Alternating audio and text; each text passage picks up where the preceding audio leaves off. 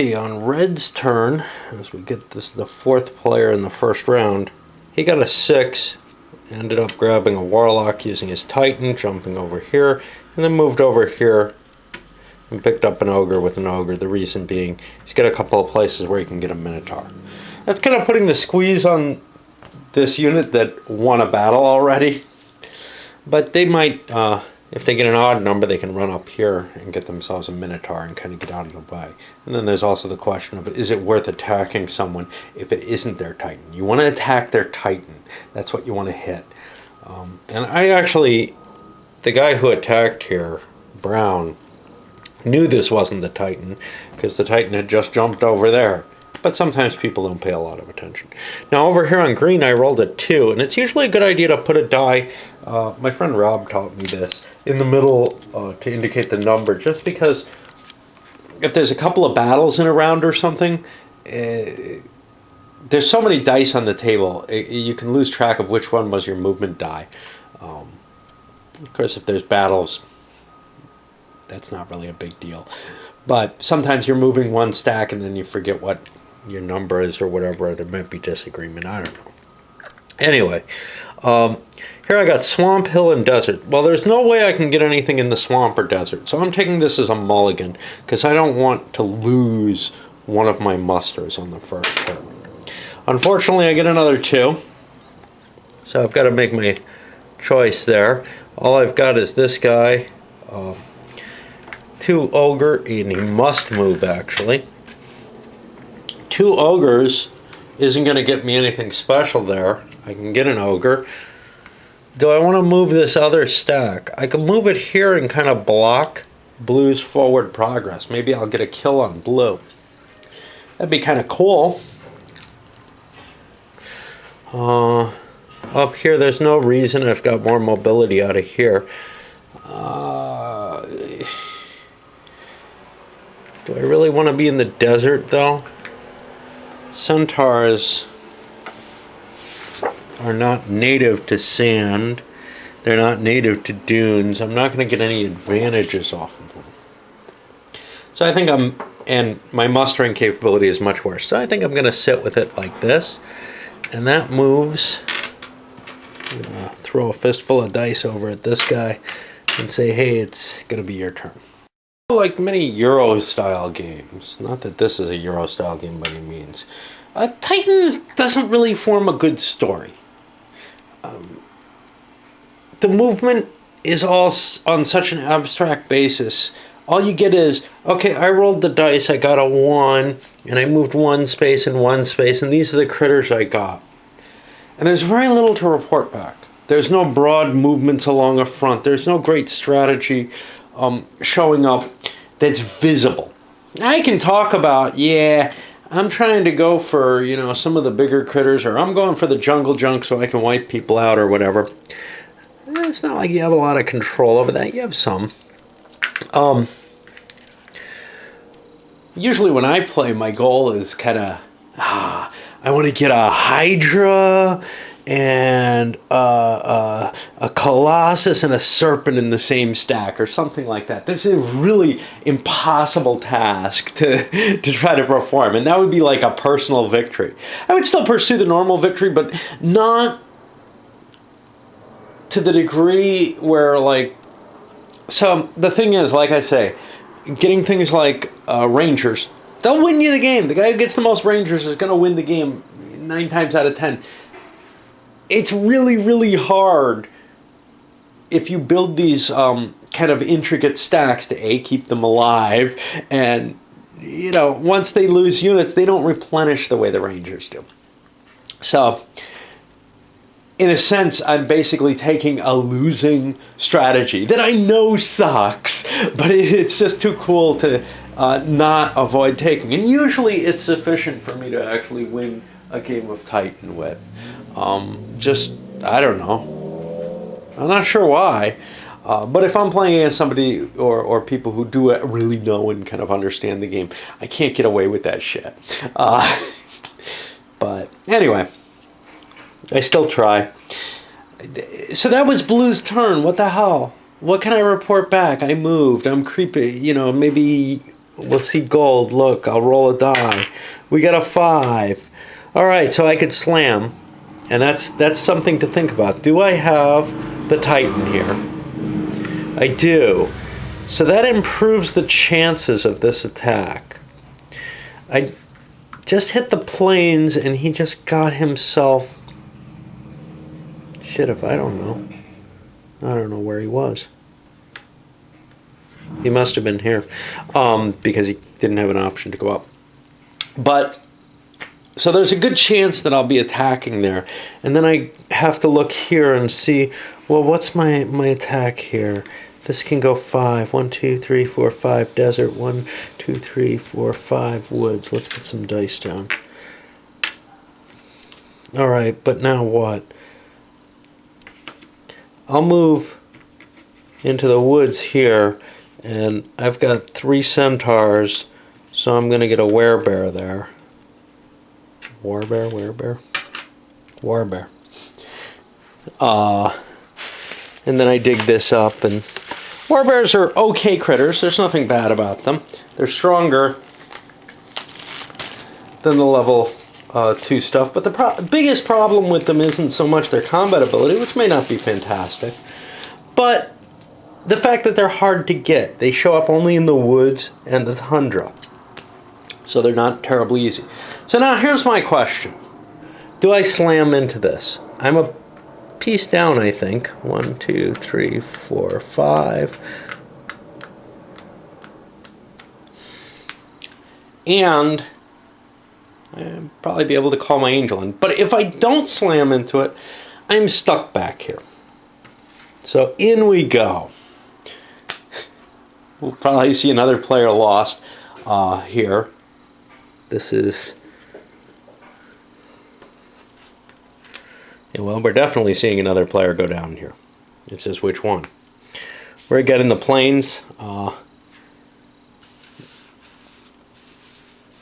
That corresponds with that, which means the attacker is going to come in here, and the defender is going to come here. Neither one can retreat.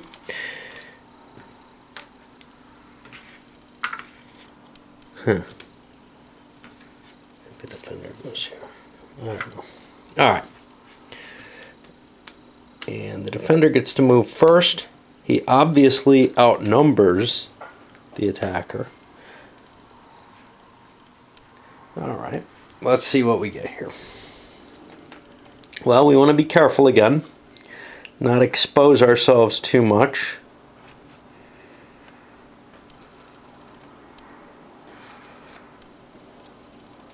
Keep our lion in the background because he might grow. We'll keep that back here. We'd like to get a hit on something quickly, but our critters are slow. 2s and 3s.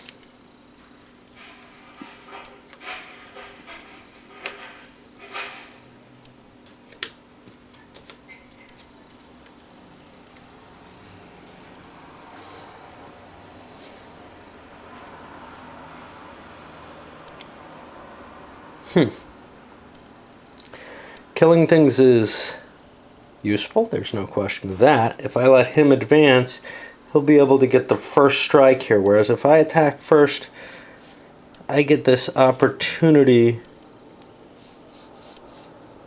to kind of control the flow of the battle. He does have this flying thing I gotta worry about. Put my gargoyle here. He's one of my least valuable critters. And now we get some dice. And I don't know if I want to fight out every battle in front of you. There's some interesting factors to the tacticals in a battle, but they're pretty minor, you know. It's not like playing out a whole war game or something. So I'm going to drop 6 dice on this ogre. And I only need 4 versus 2 as 2s to hit. So I got 4 hits on the ogre. That's not enough to kill him. Spilled out my bag though. Which means I'll unleash my gargoyle on him as well.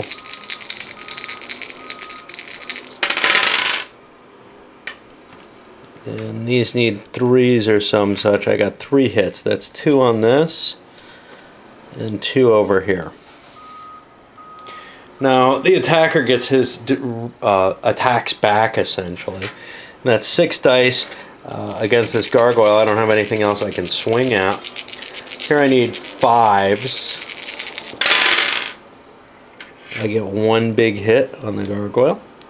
And now this guy has 6 dice. Now I could go after that gargoyle and try to beat it up. Or I could go after an even harder to hit target. I'm going to go after the gargoyle. I've got some chance of killing that. 6 dice. Looking for 5s. And I got lots of hits. I got 4 hits. 3 of them's enough to kill this. I got another one, but I can't put it on one of these centaurs because I was rolling against a 3 skill factor instead of a 4. So those are the kills for each side. Now the attacker gets to move again. He's just killed a unit. Friendly angel, come to me.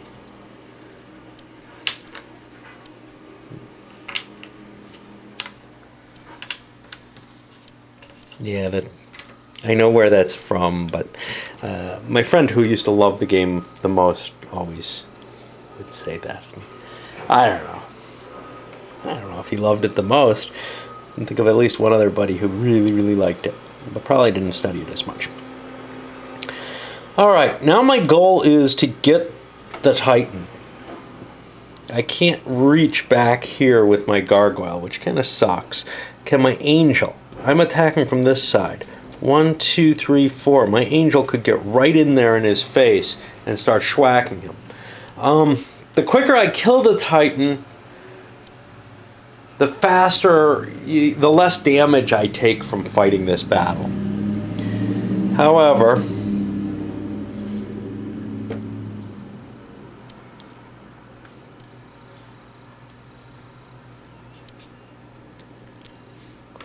what I don't want to do is put my own Titan at too much risk.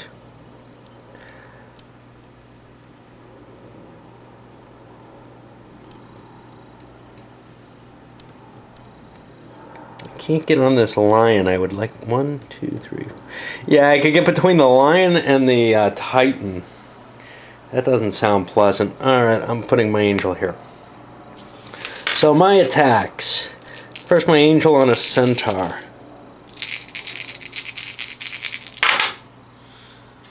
It's only 2 hits on him. It didn't kill him. So I'll drop my gargoyle on that same centaur. I need 5s. Alright, 3 hits. That's 1 here and 2 here. Now I've got a troll who has more dice. That puts me to 8 dice. I can either try to kill that centaur, or kill my own ogre. Okay, I'll kill the centaur. I need 6s for this. I got 1, that's all I need.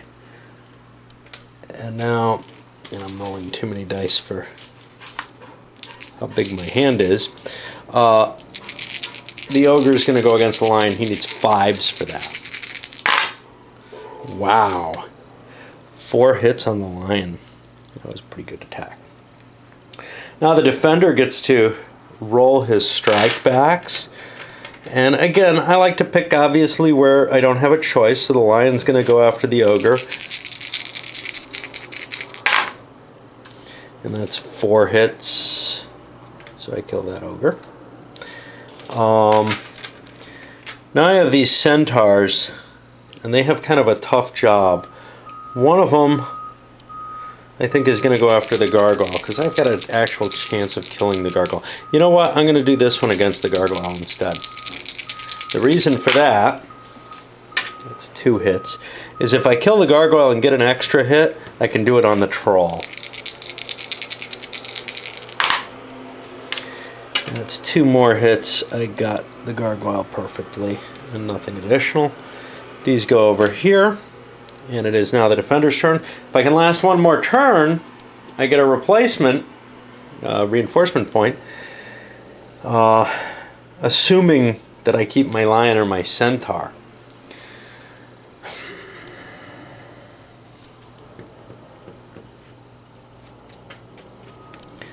Let's get this fight underway. Trying to kill his Titan. First I got my own Titan. 6 dice on 6 dice. This is not a pretty battle at this point. 3 big hits. Let's find a 3. Alright.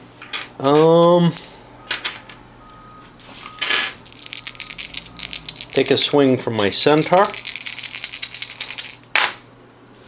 It's 2 more hits. That gets me up to a 5. We're getting there.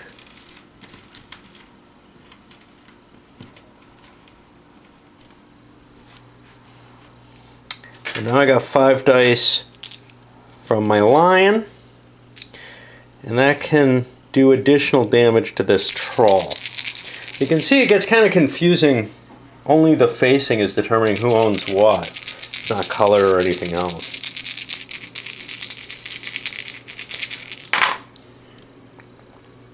Okay, now I'm aiming at this, and I needed 5s. I missed.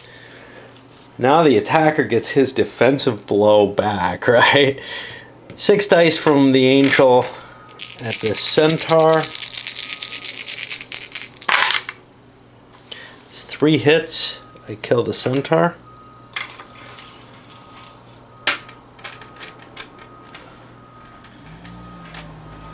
Eight dice from the troll on the kitty cat. Need 5s. That looks like 3 hits. That's enough to kill the cat.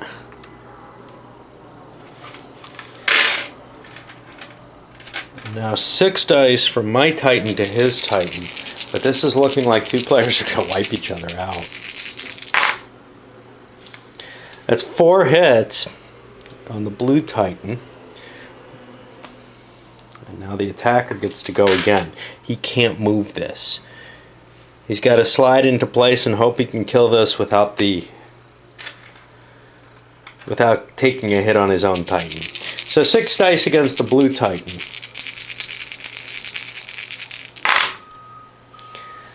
Alright, that's 2 hits. I've killed the blue Titan. And now it gets to come back with 6 dice against me. And it got hits. Both players knocked out. And yeah, most people aren't quite as bloody-minded as I am in Titan. I find the tight board really painful in 6 players, and I want to get it trimmed down to a smaller board as quickly as possible, even if that means I'm not on the board. This doesn't actually get mustered.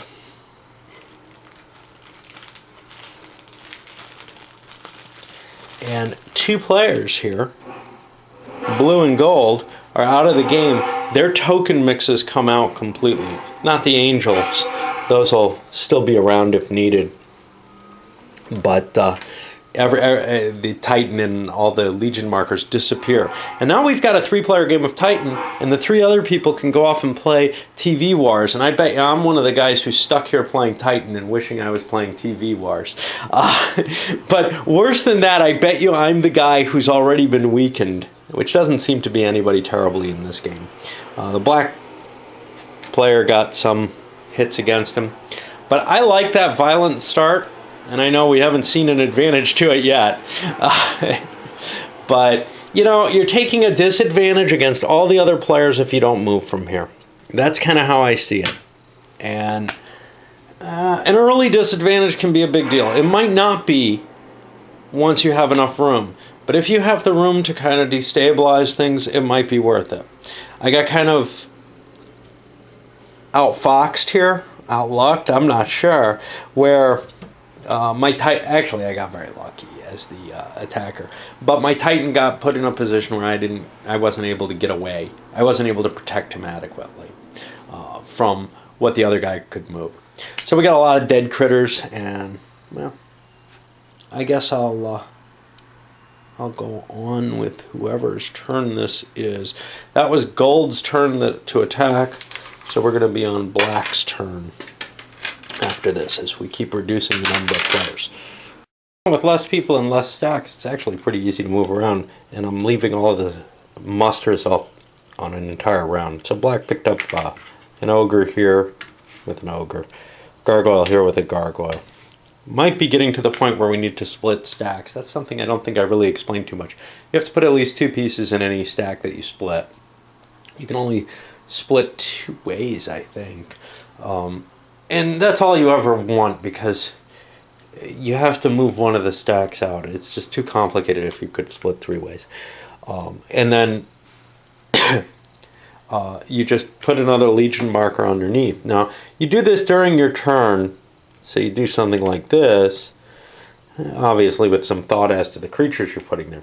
Well, a lot of times splitting is done before you actually do the turn, and it's important to keep the new Legion marker underneath the old one, so that if you decide not to split when you actually, before you roll the die, that you have the right Legion marker in place, just as a reminder.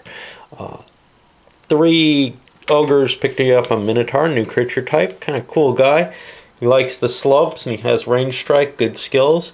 And then here I tower teleported, I think from back here, but maybe it was here, over to here, and did a warlock gets a warlock, or a titan gets a warlock, or whatever. It doesn't matter. But now I have a couple of warlocks in that stack. Yeah, it was from here because I could have attacked this with the warlock. That was tempting. Except that I know this isn't his titan. If I was wiping out his titan, it would be very tempting. As it is, the idea of a couple of another stack with warlocks in it that's not my titan, having 2 different stacks with warlocks in them, is very, very enticing. And I wanted to go with that.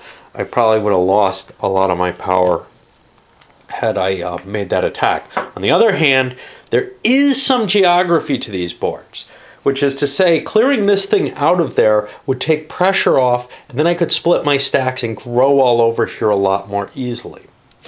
And then here, Centaur took a Centaur.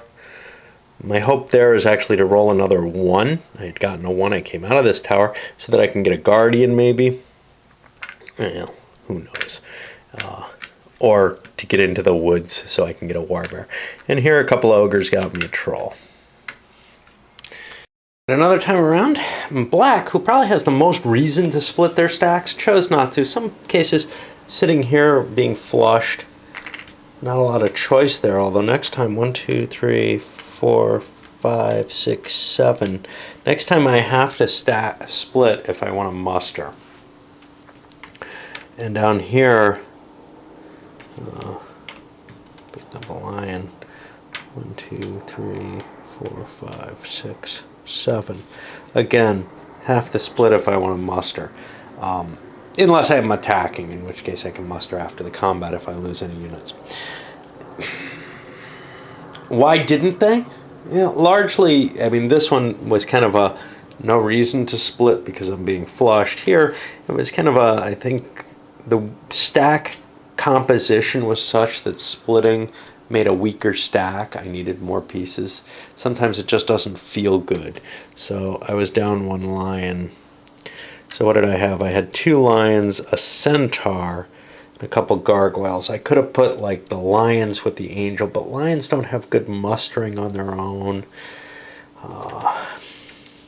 What I think I'm going to end up with is the centaurs on their own,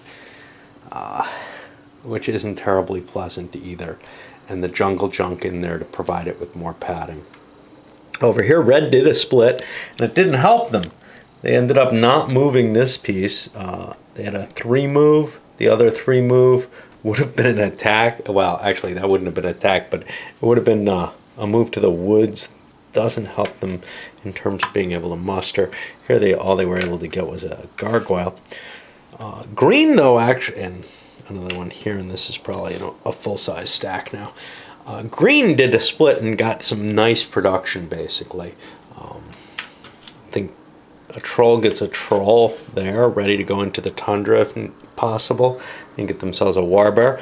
They picked up a warbear here. They could have instead stayed, I think, at this plains and gotten a lion, being in a closer position for getting the Guardian, but Warbears are not a dead end. The Guardian's just a dead end. It's just something that you get, right? It's cool, it's powerful, but the Warbear is not quite as powerful, and it doesn't fly, although a 2-point flying critter isn't terribly impressive. But it has capacities to go to big things like giants, which I really like, with their their big range strike 3 dice, and the Colossus, of course, which is the biggest single monster in the game at 40, although the 18-2 Serpent that is worth 36 is pretty big too. And then another troll here. Now trolls are not big critters. We're seeing some decent stuff. We saw some Minotaurs and stuff show up a little while ago. So we're getting into the mid-level of the critters now. And we're down to a 3-player game, which might be the optimal size for a game of Titan anyway. The first splits, the game starts getting a little bit more interesting in some ways. And you can see Black, for example, had to split. Now I left a stack here and sent this guy off. He didn't get to muster. The first Cyclops of the game, that's really odd. Usually someone has the 2 gargoyles as part of their stack. Nobody, I think, started with that in this one. They all split their gargoyles. But here we're on red, and red has a kind of annoying position. This stack could attack here. Unfortunately, this stack, we haven't rolled the die yet. This stack has red's angel in it. And remember, the angel is a bonus for attacking with. This stack can split or not, but if it does split, I won't be able to make an attack on this stack. This is an interesting attack. It's in terrain that I want to be in, actually.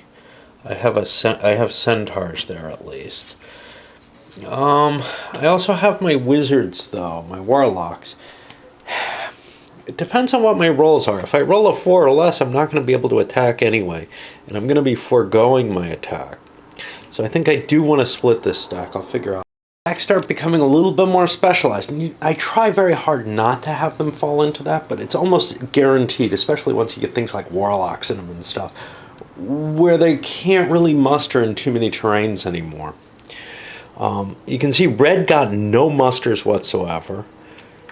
Green is sneaking up on this red stack here and getting some fairly high powered forces. This was one reason to keep the attack on, but because I could only possibly move a short distance, 4 or less, or if I got a high roll, had to leave somebody behind there. A Warbear here got a Warbear essentially. I don't remember what this stack is like. It's got a gargoyle in it. You know, weird stuff, because it's gonna. One thing that's neat about Warbears is they get flushed down in the toilet quite often. Now, this stack could have gone up with 2 trolls and gotten a Warbear up in the tundra in either of these 2 spaces. Neither of those spaces really does much towards protecting the territory of my other units, though. Whereas this space does, and okay, a ranger is not as cool as a warbear as a mustering critter by far, but this is a short and bloody game so far. I'm thinking I might be able to take somebody out if I get some fighting power down in this area with a couple of my units poised on top of them. We'll see. I'm not sure if I have my Titan down there, for example. The Titan's kind of an interesting thing, because he's one of the biggest things, him and the Angel, on the board at this point in the game still. Black's Titan is scary, because if it gets more points, very soon it's going to start getting bigger. And they're actually, once a Titan starts advancing and starts killing critters, they start becoming quite a potent force, even towards the heavy later endgame, the endgame creatures.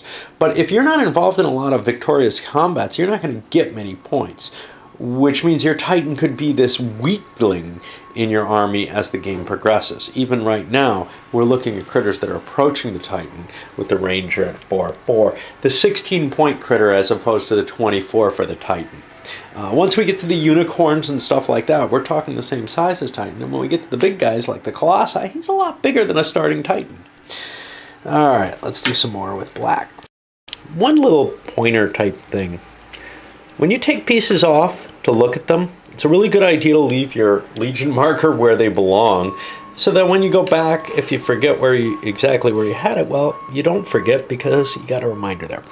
There's a lot of little things like that about the game. It's very easy because the board doesn't have any geographical resonance in my mind. It's very easy to lose track of where things are, which of the many dice. You roll over here. Hey, which one of these was it again? What was my number? Yeah.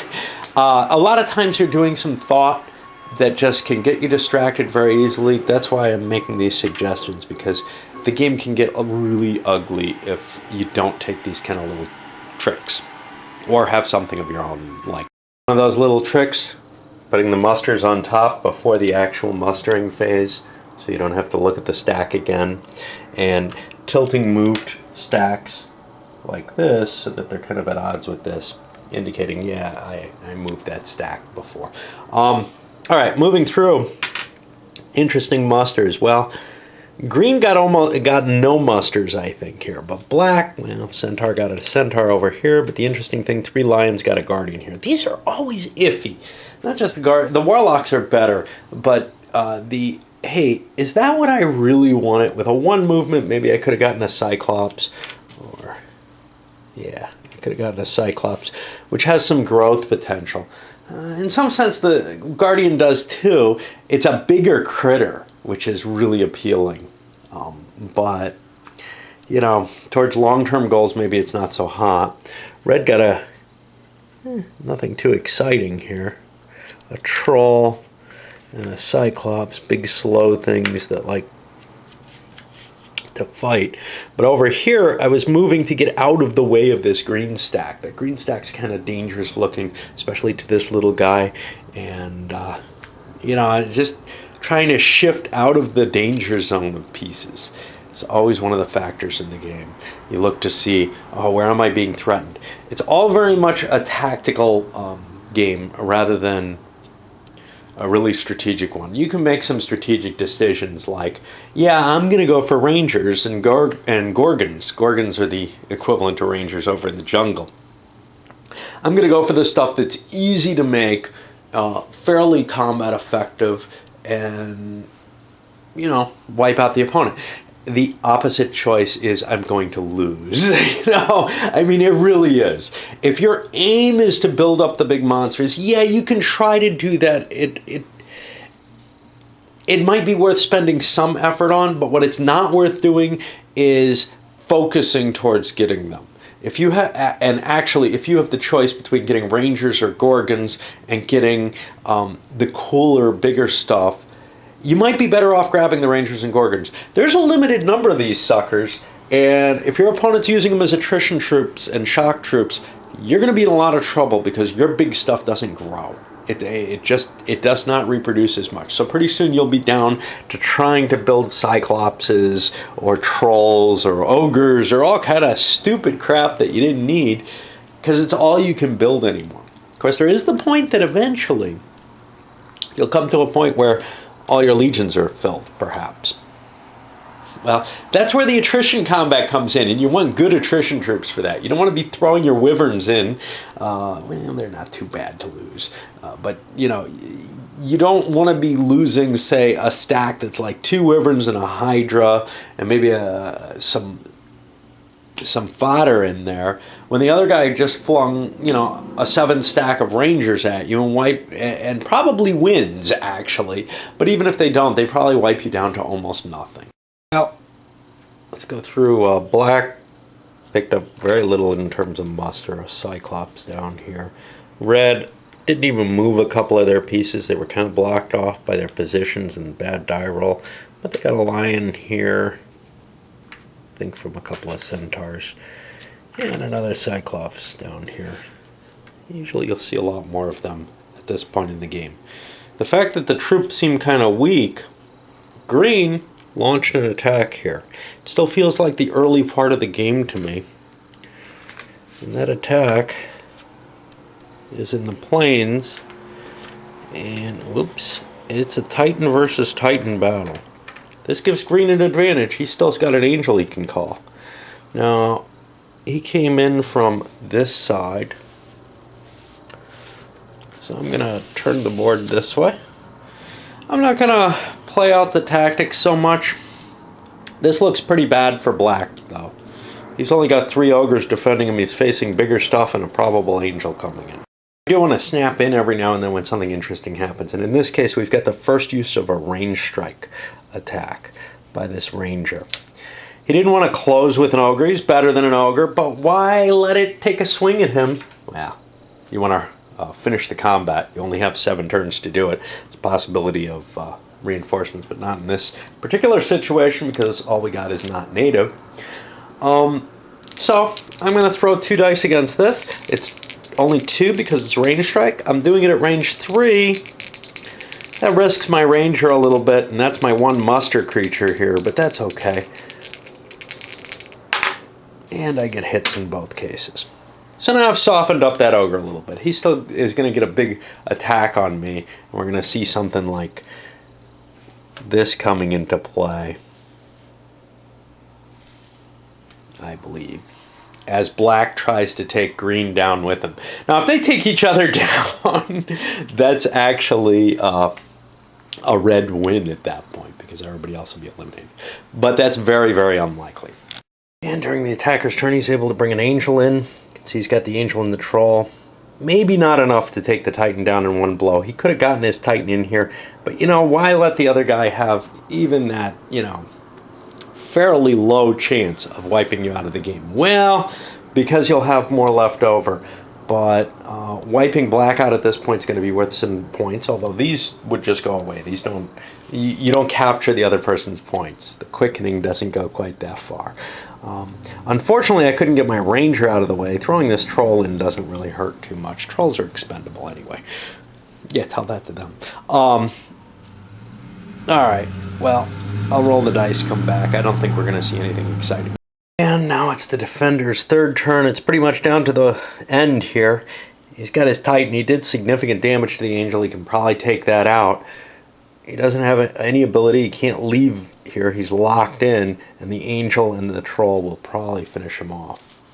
Let's roll a few dice just to... Okay, here's his attack on the angel. He gets 3 hits on the angel. That means 1 over on the troll. And now that angel coming back at him has 6 dice. It hits twice. That doesn't kill yet. We're up to 5. I don't have a 5 handy. I'll just do that.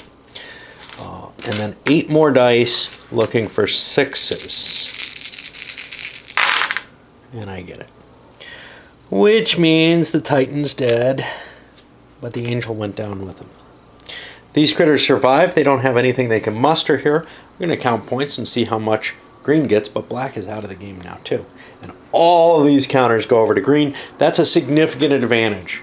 Red now has a real problem. But he knows where the green Titan is. It's down here in this gem stack. And maybe I can get into a position where I can fight it. These other stacks aren't too powerful. Green doesn't have a lot of troops on the board. Then again, neither does red, but this has been a really slow start in terms of muster. Okay, but there's still a lot more than there was before. The 30 or so points before, or 60 points of troops. There's 221 points of troops remaining outside. That gets cut in half, so he gets 110. Puts him up to 170. No angel for that, though. He would have had to get the angel off the first. He would have to break 100 off the first thing. That's a pity there. Not everything's dead permanently, though, because we had a couple of key quality demi-lords here that go back in the piles. The rest of these, though, are all dead units, not to come back again. And that's one of the things, you kind of see is if you end up missing a step, if a step disappears, what might? Well, something like trolls could, lions, cyclopses definitely run out. You might not be able to make some of the critters, like if all the cyclopses disappear and there's nothing higher than them, say there's no behemoths or serpents in the game, you'll never reach them if all the cyclopses actually die. And I think we've seen situations in games that I've played where parts of the production tree got cut off. This is looking like it's going to be a short game, but you can never tell. A 2-player game, a 3-player game, they can always go on for a long time. Much more than 3, and people are going to be falling real quick. But even a 3-player game can maintain this sort of balance as people run around hiding from each other. This was just a situation where the board was just a little too tight still for 3. And you know, that's one of the problems with Titan is I kind of make light of, oh good, I can go play something else. And that really is it. You know, if you're sitting down to a game with Titan, you have to be willing to understand that you're going to possibly get knocked out or possibly be sitting there for 8 hours. You know, usually it's a 4 or 5 hour game, but it can take forever. Sometimes it's over like that. I hope this is a quick one. Not because I hate Titan, not even because I dislike its solitaire, but I've played a lot of Titan over the years. I've played a lot of its solitaire. It's not really the thing I want to do, and I don't really want to stretch it into the week, like all week. I got other things I'd rather do than that. Been kind of slow playing everything this weekend, even though I pumped out a lot of everything. Bags are beginning to get some meat in them. It's kind of funny. I'm going to load this up in a moment, but the first guy I ever played this with, a friend of mine back in high school, maybe even before that a little bit, we used to role play together, play a few war games, and he had a copy of Titan, and he was no big simulationist across the board, but there was one thing that really stuck in his craw, and I can understand it, that these critters that are reproducing or whatever, that seem pretty common, the creature types in the game, are limited. But these, which seem pretty rare, are not. And actually, he reversed that. Critter types were unlimited, which takes away one of the few levers that prevents the game from going on forever if people are not violent in this. And made these guys one of a kinds. If they died, they were gone forever. It makes more sense, you know, from any idea of a storyline here in terms of, well, you know, the wizard's dead. He's dead. How long does it take to make a wizard? How long does it take to recruit some more Cyclopses? The jungles have to be teeming with those things, no? Maybe, maybe not. But the idea that these are sort of magical, mystical creatures just didn't sit well compared to, and that these were of a limited population didn't sit well with him, and I can kind of understand that. It feels a little funny. Well, I'm going to move my red player over here just so that I can better distinguish who's who. And we'll load this one up because it's got